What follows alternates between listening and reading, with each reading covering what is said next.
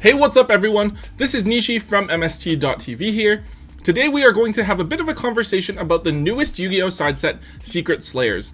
So over the past couple of weeks, we've gotten news about the short printed cards from the set, 2 Eldritch cards, 2 Emancipator cards, and 2 Ricca cards. Now Secret Slayers is looking like a really cool set because all 3 archetypes actually look quite interesting and have something going for them. The Eldritch are a deck doing considerably well in the OCG, and people are looking to see if that success will translate here in the TCG.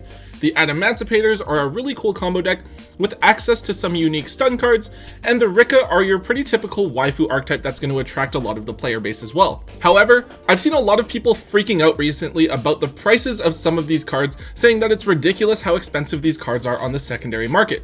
I would argue though that these high prices are actually fairly temporary and that they will in fact fall over the next several months.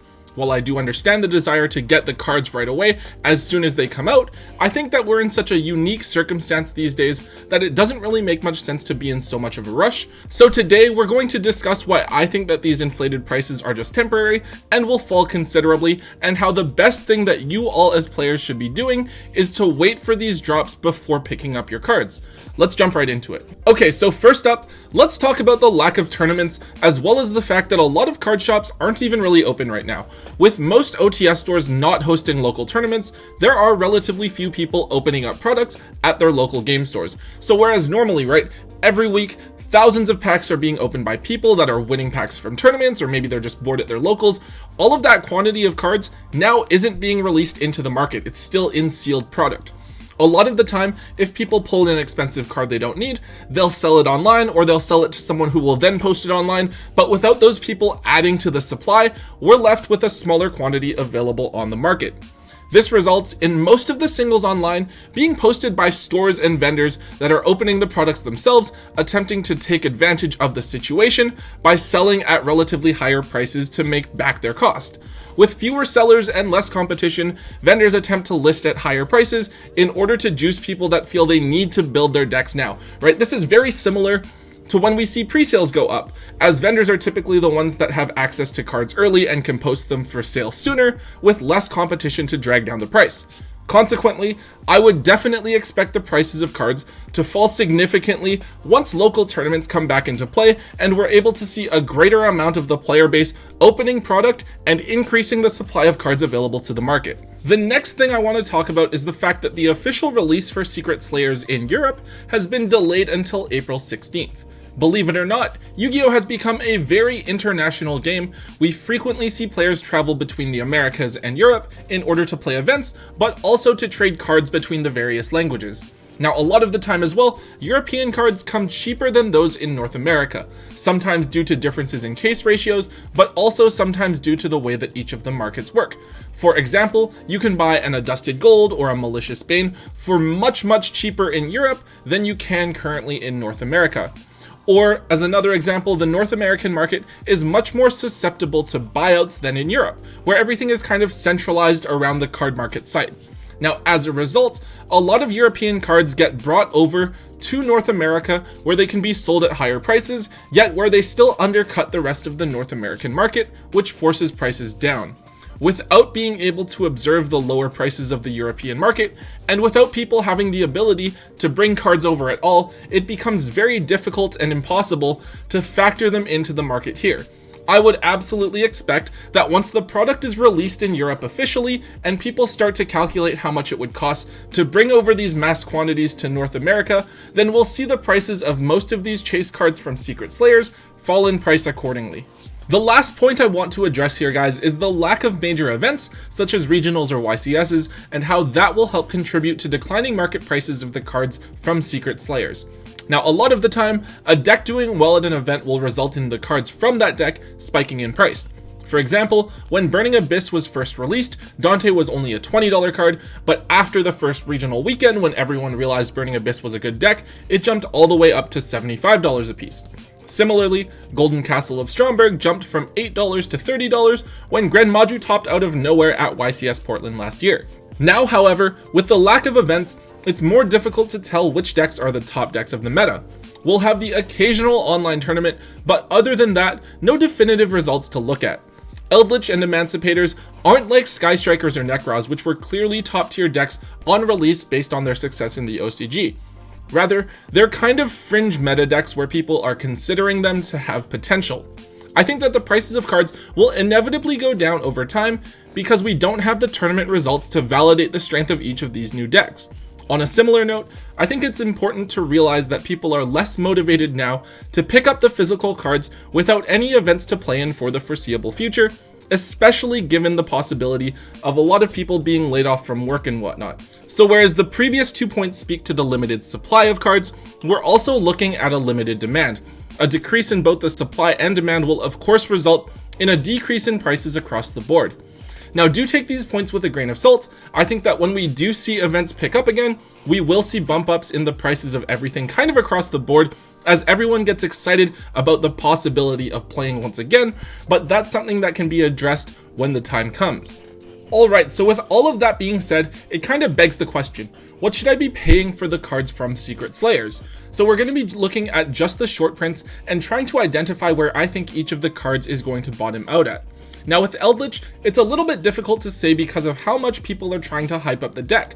It was fairly successful in the OCG with the occasional top here or there, but in my opinion, I think that the deck is going to be pretty average, tier 2 or tier 1.5 here in the TCG. Eldritch the Golden Lord is currently a $55 card, down from the $65 it was at before, but reportedly this card is super short printed, with less quantities of it being pulled than the other short prints from the set. Realistically, I see this card falling to anywhere between $30 to $40. I could see it falling lower than that, especially if the deck flops, but I think that for the time being, with so many people trying to hype the deck up, it's going to be difficult for it to drop any further. As for the Elixir of Black Awakening, this card is absolutely a 3 of in the Eldritch deck, though the card isn't as short printed as Eldritch, thankfully. It has fallen in price considerably, from $30 all the way down to its current market price of about $14. I think that this is actually a pretty reasonable price point, though I do think it will continue to drop a little bit more, down to around the $8 to $10 mark.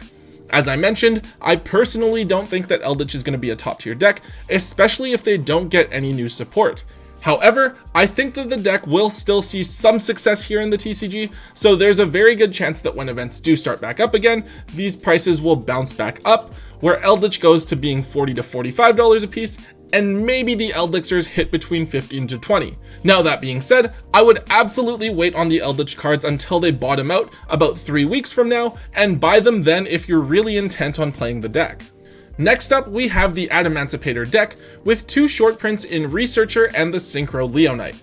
Researcher doesn't really surprise me, it's one of the best cards in the archetype, and it's the easiest of the tuners to special summon out onto the field, definitely something you're going to want to run 3 of in the Emancipator deck. However, it is currently also the second most expensive card in the set, all the way up at $40 a piece.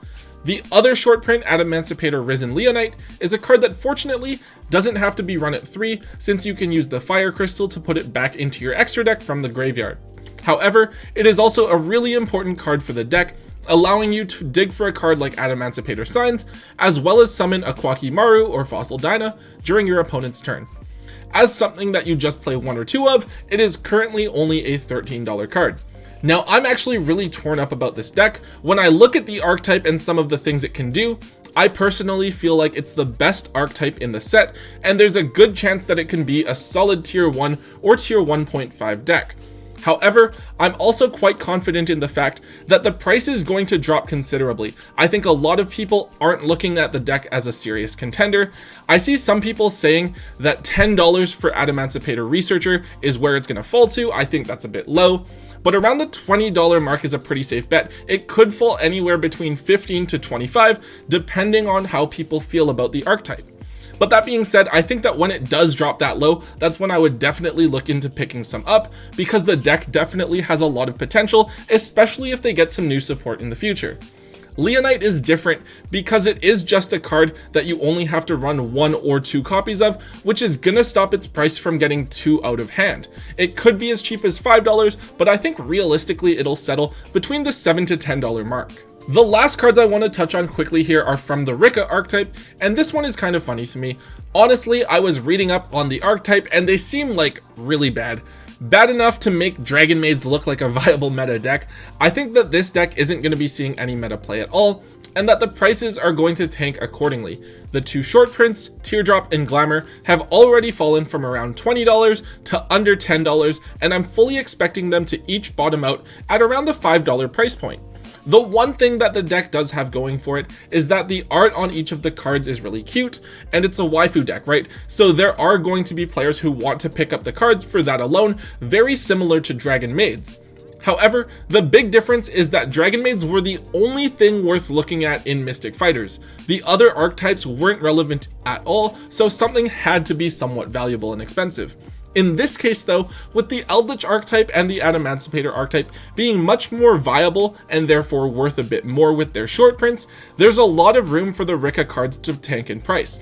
So yeah, if you do really want to build and collect this archetype, just be patient and wait for these cards to flood the market as people look for the other chase cards of the set and then pick them up when the prices have bottomed out. Alright guys, that is it for today's episode. So not as much action in this one, it was certainly a lot more analytical and informative. Hopefully you all understand the importance of patience during this really critical period so that you don't burn more money on cards than you have to while we wait for things to settle down. We will be back to your regularly scheduled market watches sometime early next week, so I can catch you up on everything that has been happening with the market over the last little while.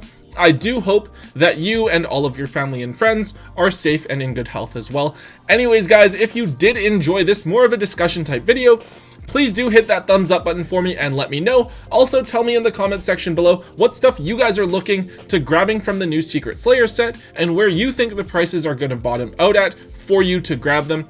And as always guys, if you haven't already, please consider subscribing to Tombox and myself for all of the latest Yu-Gi-Oh content. And until next time guys, don't forget to hold on to your MST.TV.